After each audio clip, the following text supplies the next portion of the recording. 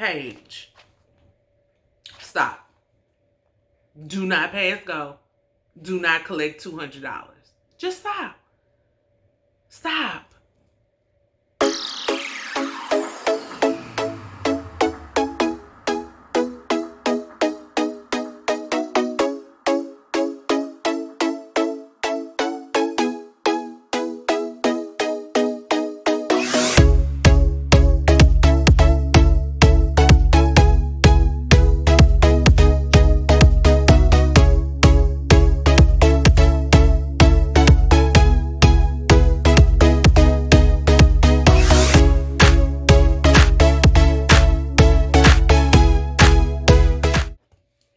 Hey y'all, welcome back to Scared of Beautiful.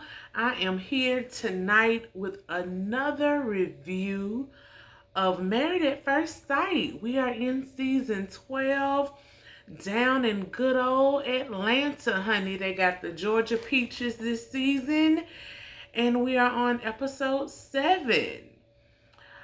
As we've already learned, this season is a bit much, I thought we couldn't get any lower than Brandon and Taylor from a few seasons ago, or Michael and Mika, or Matt and Amber Child, but these couples this season are just, they don't seem to be gelling that well, and I think some of it was on purpose, guys. Anyway, we get into the episode and we are leaving the honeymoon. They are finally packing their bags, leaving from Vegas. And the way this show plays out, it feels like it's been forever, especially with some of the drama that's going on. But actually, it's only been 1 week. So we have seen a lot in this 1 week. The couples get ready to head back to Atlanta and figure out their living arrangements. Now, I was shocked to see that this year the production decided to go with more apartments. They got the couples each their own apartment in the same apartment complex. But I thought with Rona and everything that's going on that they may let them use their own homes to make people feel more comfortable, but they didn't do that. So the whole episode is about the couples going to each other's homes to see how they live, pack up some things, bring it back to their new joint apartment, and also they finally get to sit down with one of the experts, Pastor Cal, and give him the lowdown on everything that's going on in these marriages so far. So let's get into it, right? All right.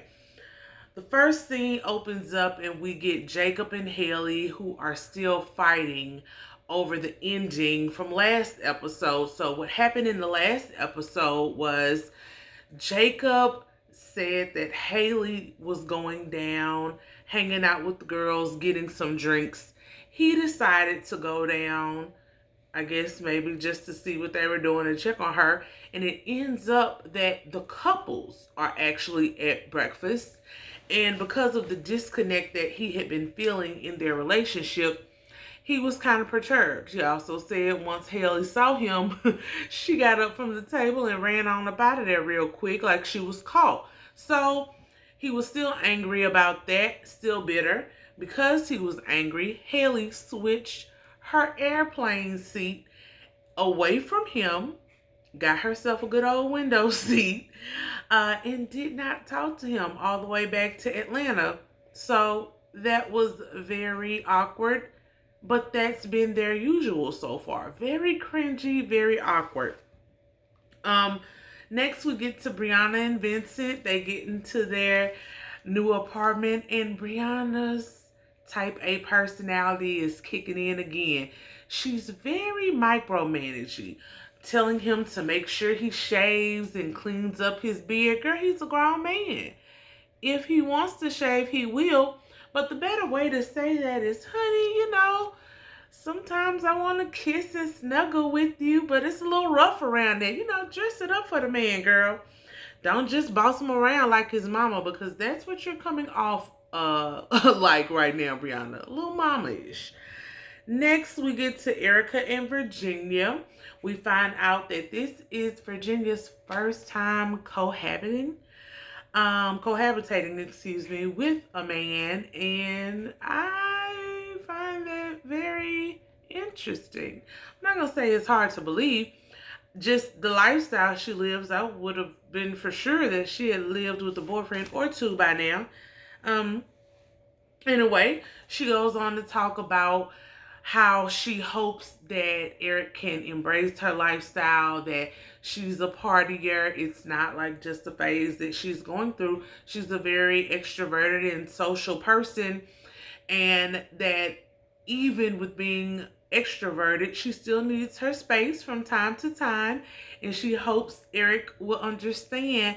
Virginia just completely confuses me all of the time. I really think the experts made a poor choice. She's not ready for marriage, like at all. Nothing about her is ready for marriage. First, she was upset because the man is a pilot and is already going to be away 3 or 4 days a week. Now she's saying she needs space. You get the space when he's gone. When he's there, you gotta be back in wifey mode, girl.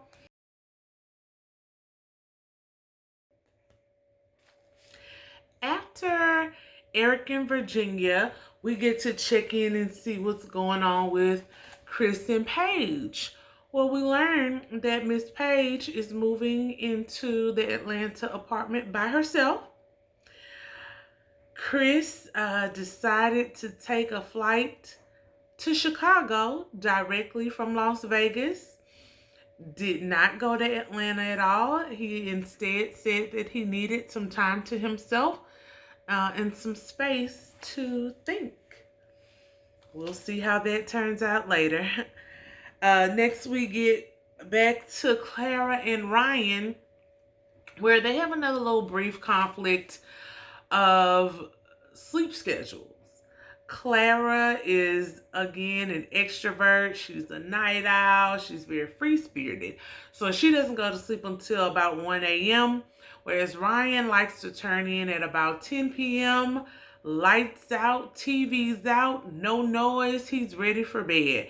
So it's going to be interesting to see how they work on all of these differences that they have in their lifestyles. Next, we get back to Jacob and Haley, and at this point, they are touring the apartment, but then they get into a full argument again about the breakfast, drink, whatever fiasco, where Jacob kind of goes 0 to 100 real quick. He tells Haley that he thinks she's a liar. He thinks she is high-strung and has high anxiety and does not know how it's going to work out. Why the experts would have picked someone like her for him, because he told them that he didn't deal well with these types of personalities. Haley is rightfully offended, and Jacob kind of shows his hand a little bit and shows that one reason he may have been single this whole time is that he has had really bad relationships in the past where he felt women have lied to him and used him. So he was triggered in that moment by what Haley did when he went downstairs and saw that there were some men sitting around having drinks and breakfast as well.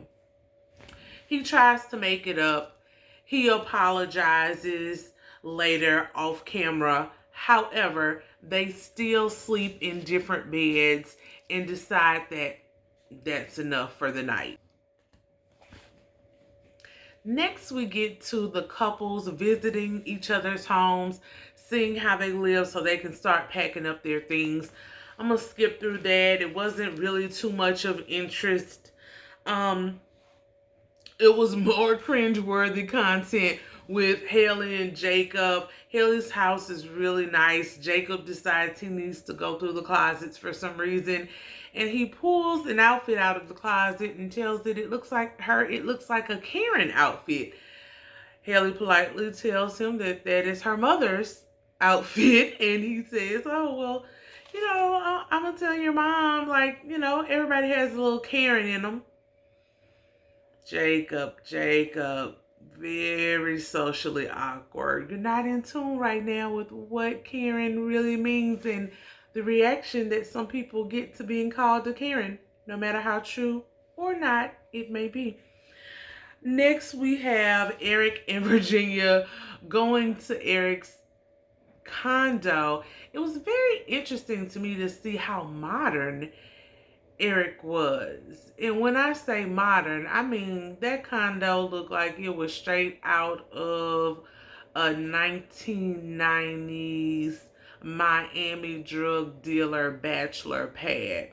It was a lot of white and black, a lot of leather. Just not what I would expect from old buttoned up Eric. Guess he ain't all as buttoned up as we think he is, honey. Um, Going to Jacob's house was again just more cringe, cringe, cringe. Him and his obsession with the 80s and neon and it was a lot, y'all. And this is really where we see the big real difference that this 10-year age gap has for them. Haley wasn't even born in the 80s. She doesn't know about this stone-washed obsession, denim obsession, vintage video game obsession that Jacob has, and it is starting to worry her because this is the main topic in all of his conversations. We gotta do better, Jacob. We gotta do better. I just really think the experts failed you, Jacob, and I'm sad because I think there was a woman out there for you. Haley might be that woman. You know, it is only a week into the marriage, but I just think their age gap and how he is kind of stuck in a time warp of which she knows nothing about, and he doesn't really have the finesse to bring her up to date on any of that. Instead, he just kind of comes across to her as like a creepy old dude or a creepy middle-aged dude. And even if there's an age gap, you never want to feel that way about your partner. There should be something that they can relate to each other on. We'll see how it goes. I'm in for it. When we got to Brianna and Vincent going to each other's house, it was kind of still the same thing, you know. Brianna was still coming off very mothery. Oh, it was cleaner than I thought it was. He surprised me. It's like she has such low expectations of this man because he's not as obsessive compulsive as she is. It's a lot, and we'll see what it does a little bit later on in the episode. Clara and Ryan going to each other's house. Again, I wondered if it was a metaphor, particularly at Ryan's house, because we saw that his apartment or his home looked very nice with the naked eye. But when you started opening up them cabinet doors and drawers and closet doors, honey, he had nothing organized. Everything was just kind of thrown up. You know, like we used to do back in the day when your mama say clean up your room. You know, like she's not going to notice the pile of clothes under the rug or under the bed, honey. That is literally how Ryan lives. Ryan, you know, let Clara in a little bit. She'll be able to get you right. They did speak about a compromise, and that is what I like about them. They talk about their issues, they confront them, and they try to work out a problem. So early on, a solution. So early on, it's looking positive for them in their ability to work with each other. Clara says, "Hey Ryan, you wash the clothes and dry them, and I will fold them." Good girl, Clara. Good teamwork. Teamwork makes the dream work. Next we get to the meat and potatoes of this episode, y'all, and this is what we're here for. It is the first sit-down visits with Pastor Cal. First up is Brianna and Vincent. They talk about how happy they are each other, how smitten Vincent is. He thinks she's a perfect match for him.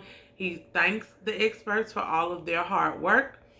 And he really endears the audience because he talks about how happy he is to be a husband, to have a woman on his side who will be there for him and support his entrepreneurial efforts.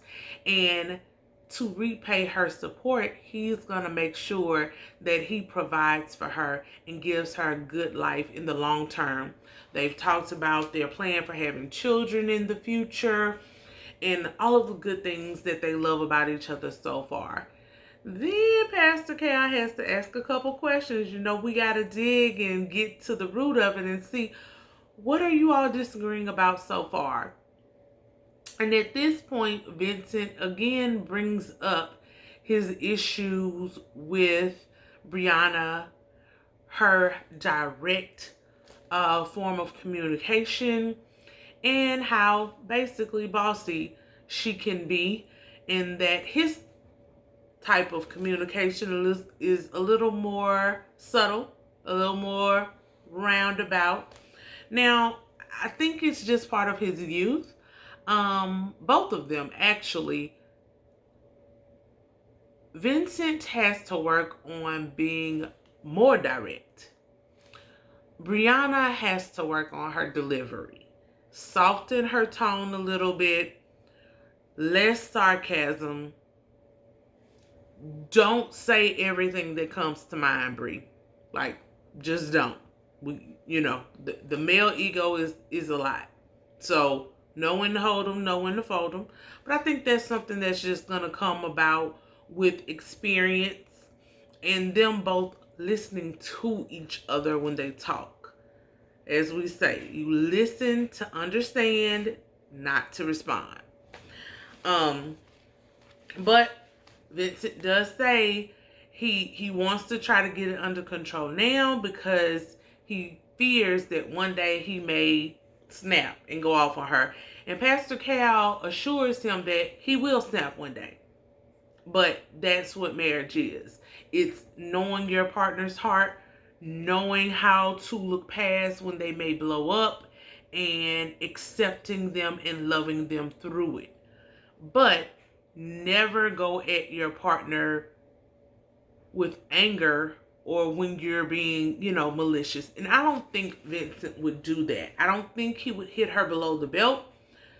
But I do think he would take a pretty, direct or maybe harsh tone with her back. And Brianna doesn't seem to like that. Because when he voices his concerns, it seems like she gets a little ticked off and upset. Stick a pin in that one. We'll be back to them.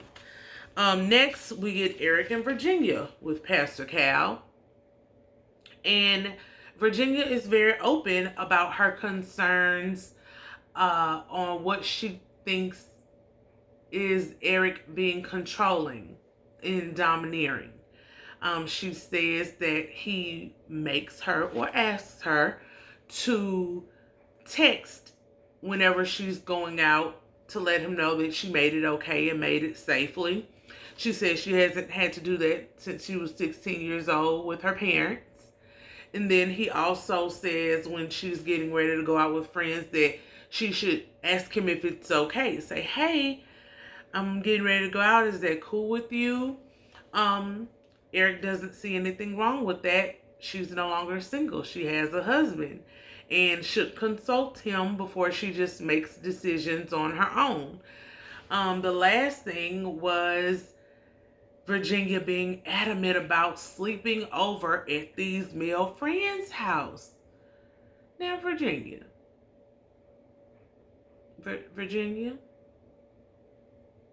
ma'am, gotta lean in and talk to you now. Now, girl, I don't really know any man that would be okay with his drunken wife falling asleep at her best friend's house, who happens to be a man, regularly. Honestly, even once is too much. It's too much. You're in a different phase of life now. You wanted to be married.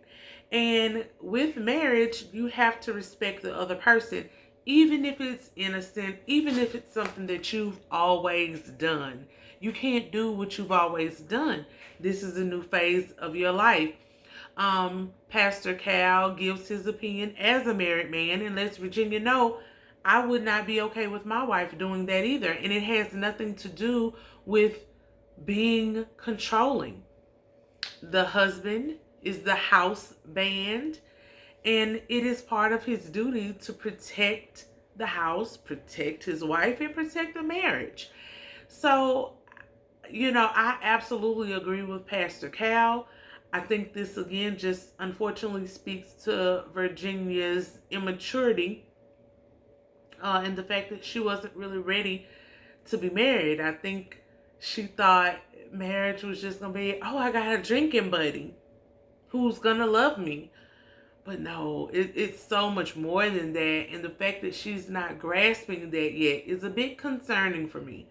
I don't know how they're going to navigate these waters, but again, here for the ride, interested in seeing how it goes. Next we get to we get a little detour with Paige and Chris, honey. Chris is back in Atlanta and has summoned Paige to come talk to him. And Paige goes like a fool, if you ask me. But some people didn't ask me, but I'm telling you because you're here. And Chris refuses to let production in to hear the conversation. No cameras allowed. Y'all, I just don't get where they get these people from. There needs to be a new clause in these contracts that can't be allowed. Brandon, all of these other people that were running from the cameras when this is what you signed up for. Anyway, Paige does wear her microphone in and they start talking, and then all of a sudden the microphones cut off as well, both of their microphones. So once Paige leaves the apartment, she calls production and lets them in on the details of the conversation. She reveals that Chris has just told her that he is still in love with his ex-fiance. He wants to try to see if he can make it work with her, and he thinks they should get a divorce. Not only does he think they should get a divorce, he has taken the active step of going to a divorce attorney.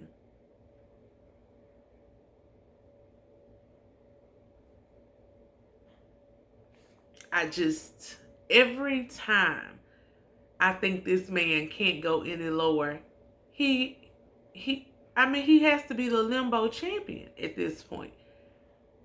How low can you go? All the way to the floor. Chris is a piece of work. And I'm starting to worry about Paige and just her mental capacity as well to keep subjecting herself to this type of abuse. Stick a pin in that one too, because we'll be back.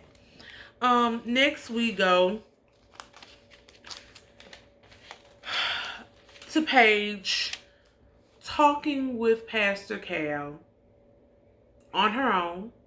Chris doesn't show up. And so she lets Pastor Cal in on everything that has transpired in this 1 week. 1 week, y'all. They have been married for 1 week and a day. It's day 8. First day don't even count. So 1 week, because the wedding was on day 1. They've been married for 1 week.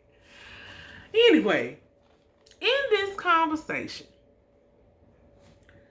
Paige tells Dr. Cal everything that has happened.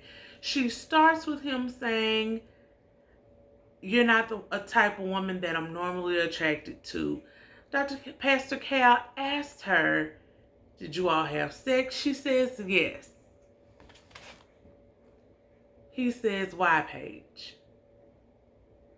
She says because she did not want to upset her husband. Y'all, we got to get Paige some therapy. And please don't let it be from the church. I am a Christian.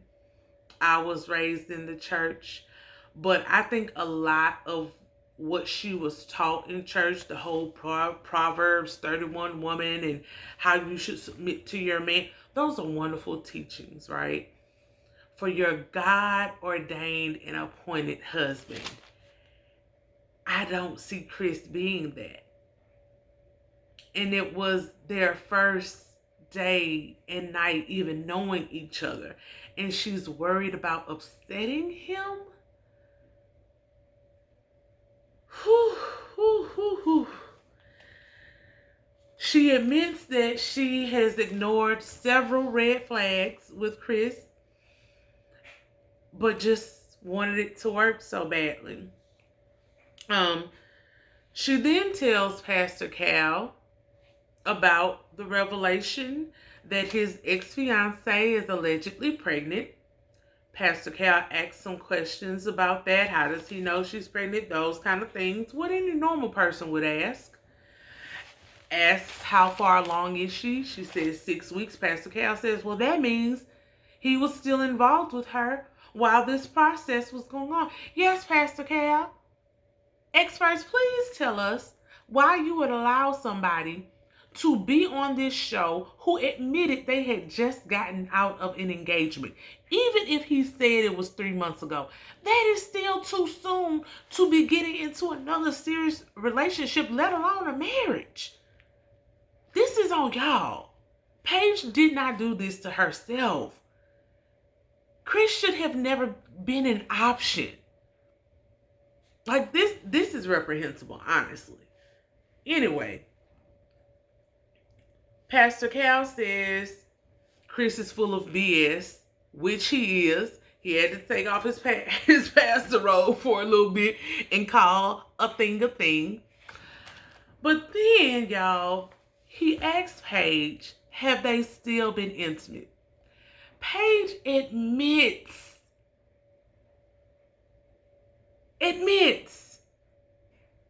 that they have had sex pretty much every day since their wedding night, with the exception of maybe 2 days. When she made that revelation, this is all I could think. How, girl? How? My chastity box would have been back on as soon as that man said he wasn't attracted to me. He would have had to work for this. You can't just get... She just wants it so bad, y'all. My heart really hurts for her. All of a sudden, Chris is coming down the hall. He comes in on the conversation with Pastor Cal. And then he says, admits to Pastor Cal that he still loves his ex and does not want anyone else to raise his child. Paige starts talking, and Chris smirks the whole time that Paige is talking. He insinuates that Paige is the one who initiated the sex whenever they would have it, but says he doesn't want to drag her or make her look bad. I don't know how you think you couldn't make her look any worse at this point, but okay.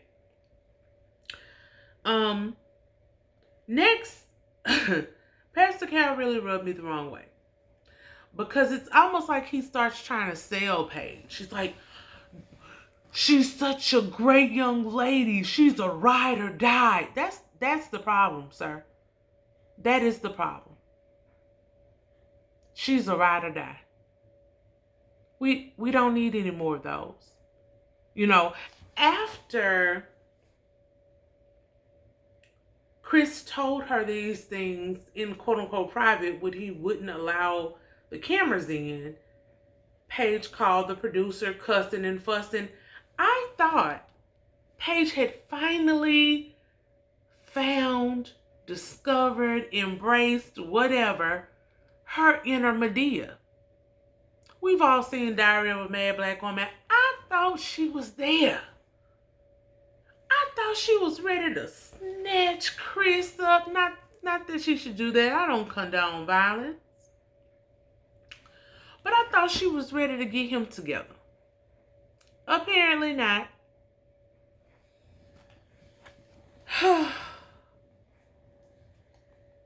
He then continues to gaslight Paige and say, I think what I'm doing is best for Paige and myself, meaning pursuing a divorce. But then he also tells Pastor Cal, my ex-fiance is a great woman as well.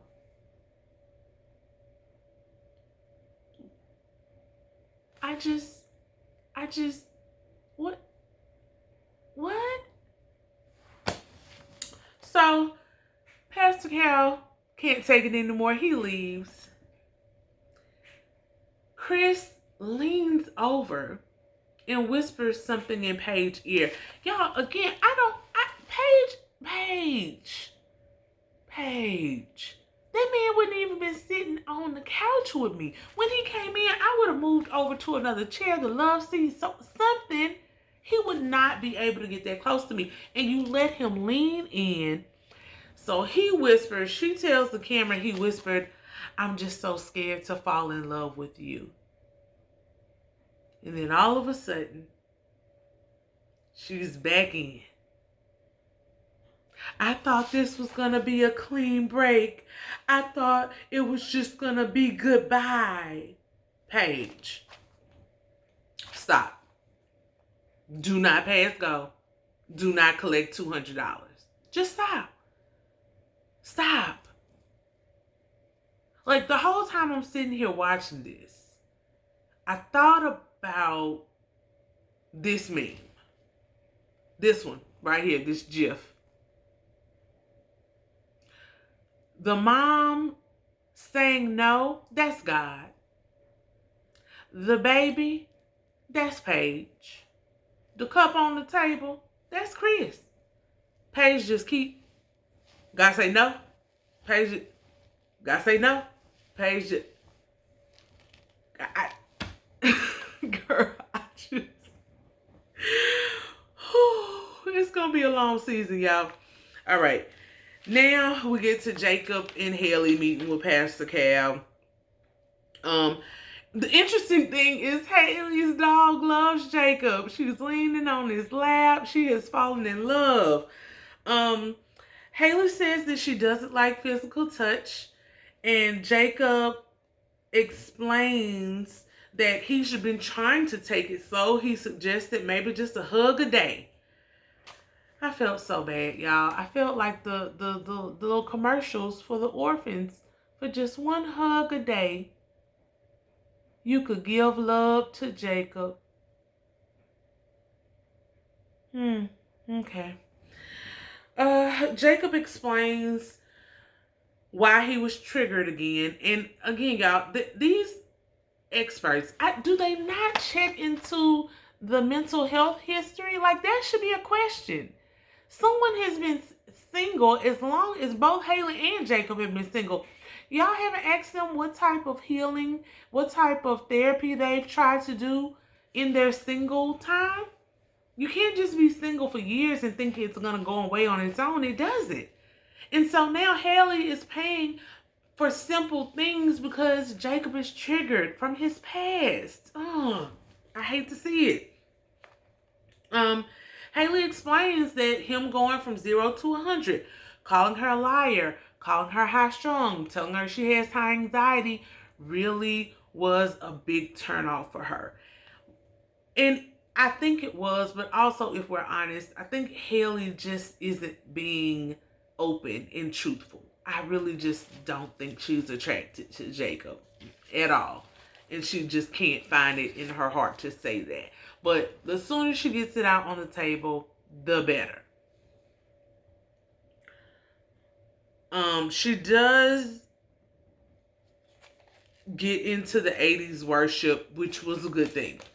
It puts him on notice that, hey, dude, this is a complete turn off for me. Let's try to fix it. It's going to be interesting to see Jacob kind of try to come out of that time warp. We'll see how it goes. Lastly, we get to Clara and Ryan meeting with Pastor Cal. It was interesting because in the last episode, they didn't want to talk about their sex life. This time, Pastor Cal is able to pull it out of them. They admit that they have not had sex yet. Ryan says it's because he likes to take his time, take it slow, get to actually know his person, his partner. But Clara admits that it's moving a little bit slower than she would like for it to move. She's ready for something to happen. She says they do have some intimacy. We can ponder on what that is, child, but no actual intercourse yet. They get into Ryan discussing the fact that he has never been in love before, has never said, I love you to any of his romantic partners, even though he's been in long-term committed relationships.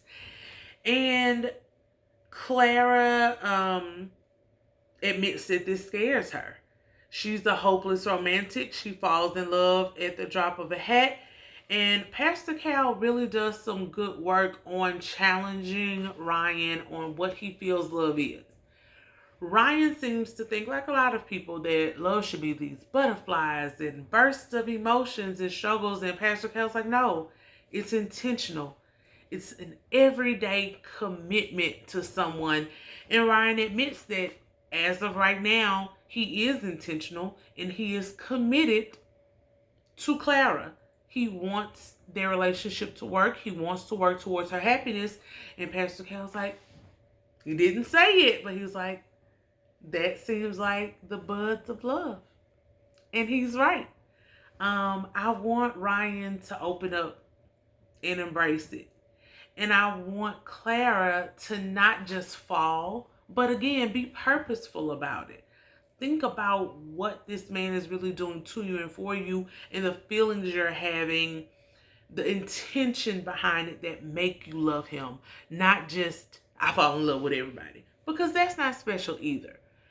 Their yin and yang is very interesting to watch, and I hope it gels and comes together, because I could see them being a really good couple. But you can tell that Ryan feels the pressure. Like, his head was going all over the place. And I just hope he doesn't run. I hope he's open to it. The last thing, y'all, was an explosion. And it didn't have to be. It was just such a good example of partners miscommunicating,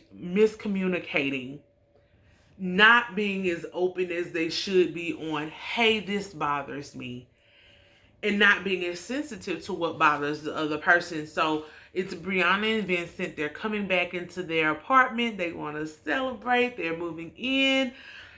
Vincent goes to pop the champagne, and he pops the cork, and the champagne goes all over the place, child. And now you know, with Brianna's obsessive compulsive OCD type personality, that champagne on that floor was not what was up. So she rushes to get a towel. She gets a full towel to clean it up.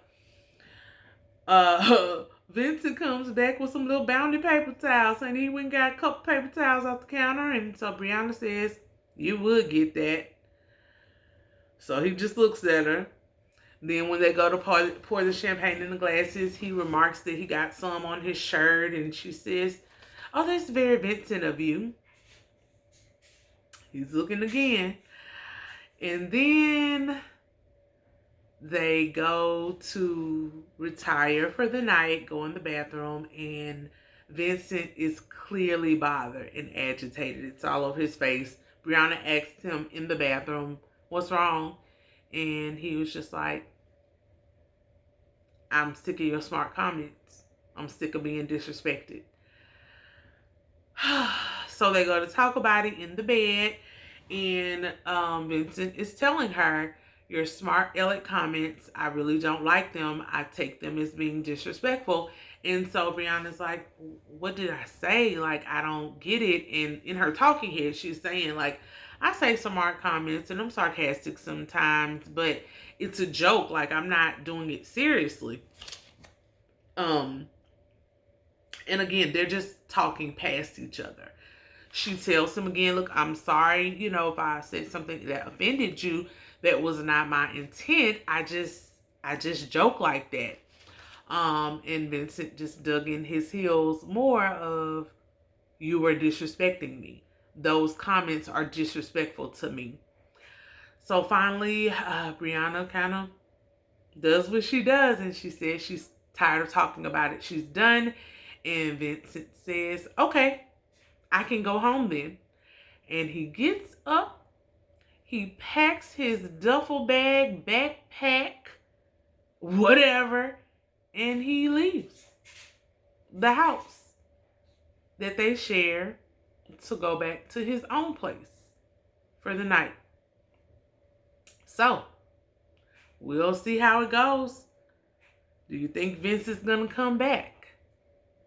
Do you think Paige is gonna let Chris hit one more time? You think she gonna let him get a little bit more? Cause on this preview for next season, for next episode, y'all, the ex-fiance shows up.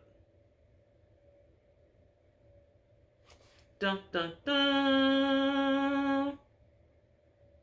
I swear, y'all, Married at First Sight is turning into The Young and the Restless. I hate to see it, but I am here to see it. I hope you all enjoyed my review. Enjoy the video. Give me your comments down in the comment box.